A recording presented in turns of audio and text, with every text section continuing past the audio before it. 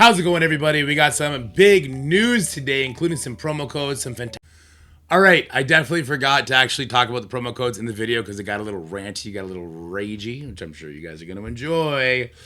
So let's do the promo codes together real quick. Sorry about this little insert. So the first promo code is going to be all capitals, FANS, F-A-N-S, TASTIC, 7K. And this one does expire on the 28th, so make sure you go and you claim it now. And that's going to be good for 150 power cores and 20,000 intel. Now, there is another promo code. Let's go ahead and pull that one up as well. I just opened up a different window. Seems to bypass the cooldown.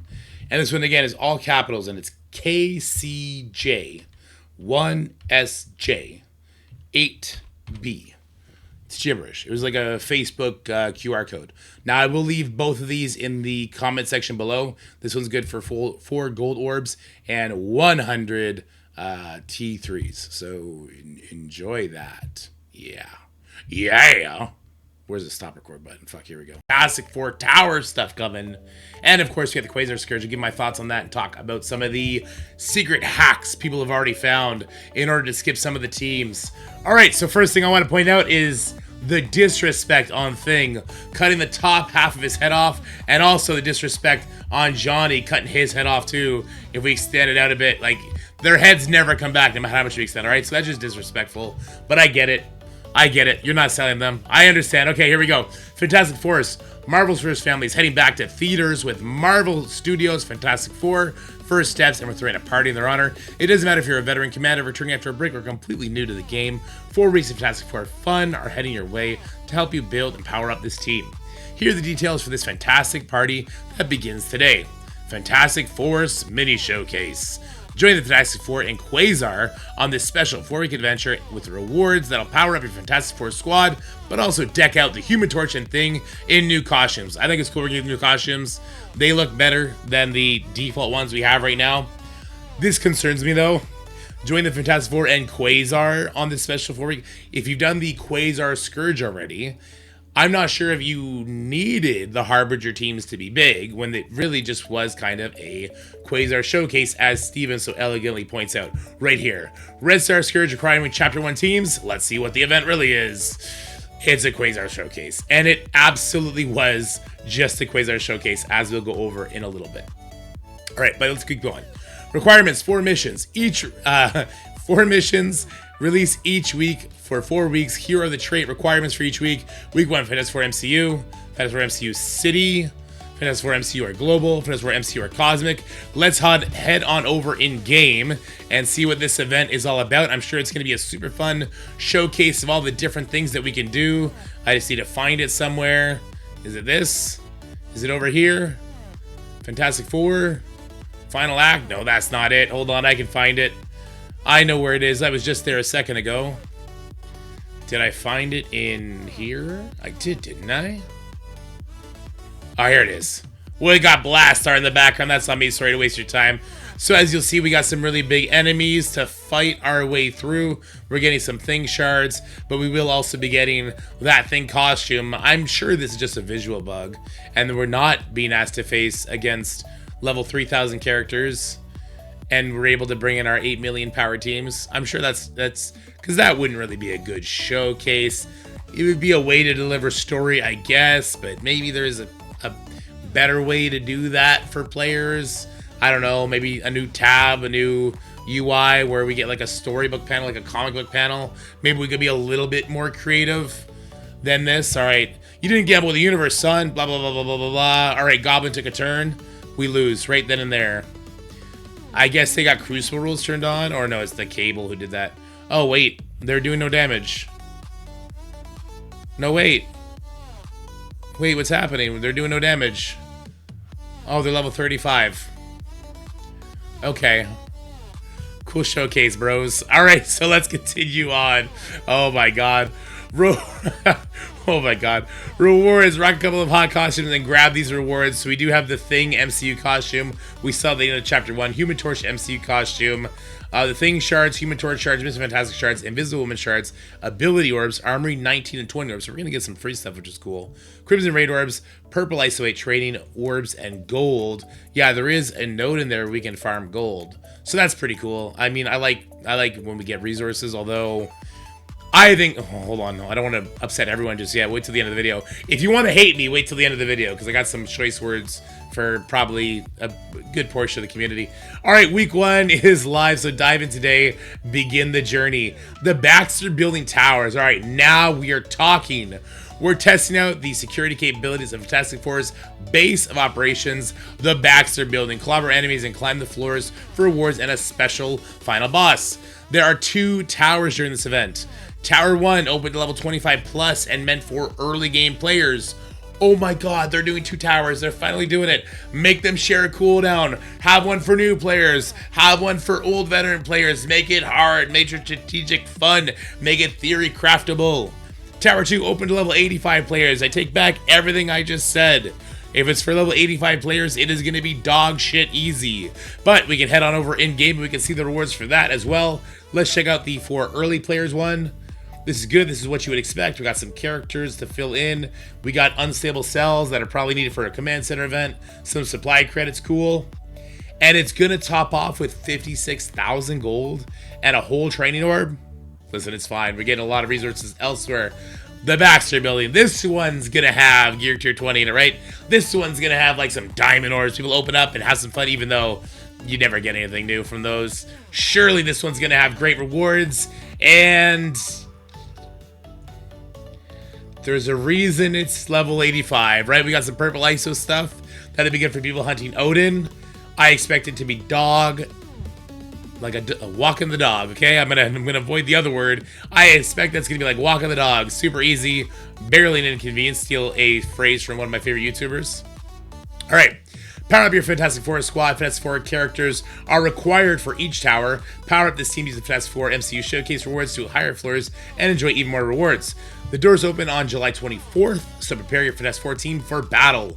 Sadly, guys, I will be going camping with my children, which is going to be way better than loading up each tower floor and hitting auto and walking away. I mean, I'm still going to do that. I'm just not going to be able to record it and share with you guys. All right, the Danger Room featuring Fantastic Four.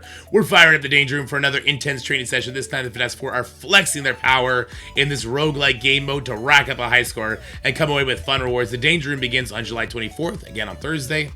Multiversal Force, earn 100 Invisible Woman MCU shards. Live during the Danger Room is their chance to rack up 100 Invisible Woman MCU character shards. Battle in the Danger Room to earn points together with other commanders and escape with the not so invisible payday. That's great. So we're gonna have a global leaderboard for that. We did that for Victoria Hand. That was amazing. That was fun. Hopefully they'll do some secret rewards in there as well, which will be cool. And one thing I gotta say is they are doing a lot of Fantastic Four stuff. Scopely, it's okay to make people build their Fantastic Four team up. They're doing it anyway. So maybe you can make the content a little bit difficult, a little bit challenging, a little bit of a brain tease. Maybe, just maybe. All right, new and returning players unlock Fantastic Four for free.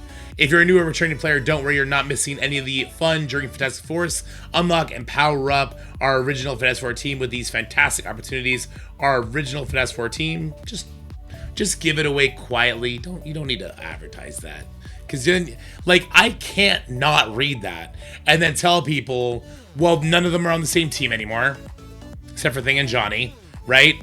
And I can't not say, like, okay, well, Invisible Woman's on the Mighty Avengers, who are about to have a meteoric fall from grace in war once they lose that Avengers stat buff, and the Illuminati team never uses in Reed Richards, OG Reed Richards anymore, and even if they did, it's an old stat team, so I can't not read that and communicate that, so just do that quietly. Here's your shit, all right? All right, just put it in a login.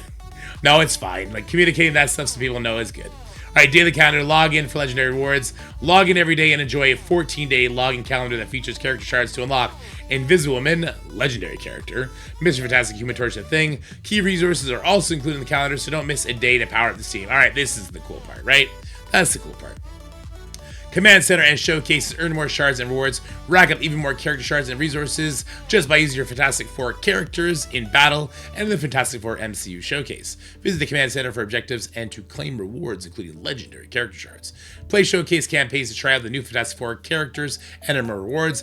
Play Showcase challenges to test drive the complete Fantastic Four MCU team and increase your rewards. Play today. The fun is live now, so head in game to begin building your Fantastic Four team and be on the lookout for blogs, each with highlighting what's coming up.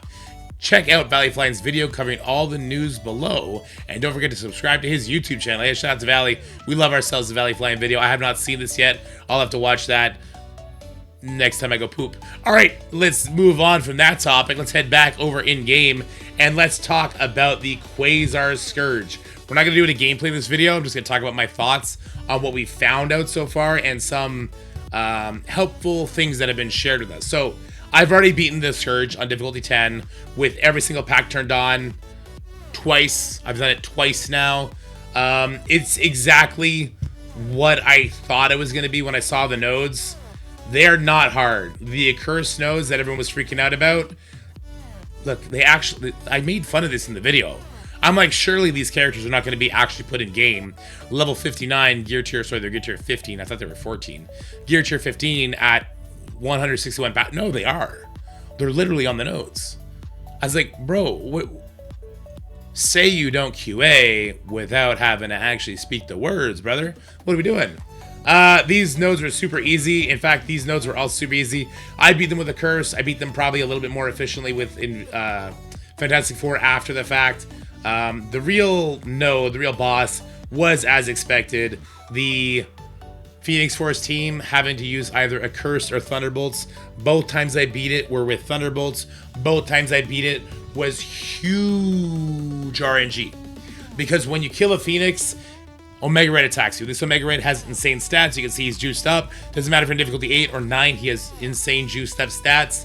And then Dark Phoenix comes in and she's so squishy, she can also just die to like a passive hit and then he hits you again. If you hit the same character twice, you're dead. There's a couple packs along the way to help, but it is what it is. The good news is you would only really need to get past node 12 if you're going for the leaderboards. Even for the ranked rewards, we can do a much lower difficulty and we can turn off Crucible rules. Because at the end of the day, as Steven, once again, so aptly shared with us, this is not a Scourge requiring Chapter 1 teams. This is a Quasar Showcase. And as a Quasar Showcase, when we get onto these nodes and we have the war rules turned on, we decimate everything. The Vigilante team, and you know, the Thunderbolts to a smaller degree, they do hold their own weights.